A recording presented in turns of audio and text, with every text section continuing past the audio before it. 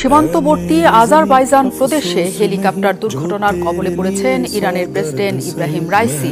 ওই হেলিকপ্টারে আরও ছিলেন ইরানের পররাষ্ট্রমন্ত্রী সহ কয়েকজন ঊর্ধ্বতন কর্মকর্তা। এখন পর্যন্ত হতাহতের কোনো খবর পাওয়া যায়নি। আবার হেলিকপ্টারের সন্ধান না মেলায় খোঁজ পাওয়া যাচ্ছে না প্রেসিডেন্টের।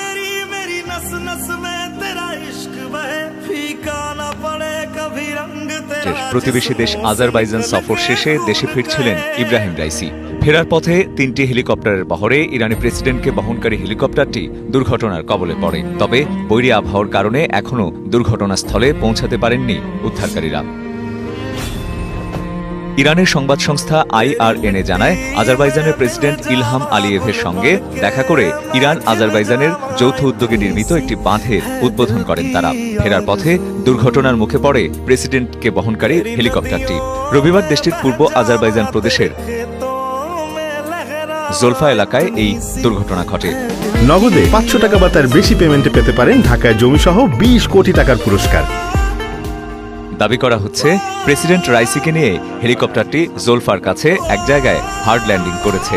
গাঢ় কুয়াশার কারণে এমনটি হয়েছে বলে জানায় কর্তৃপক্ষ।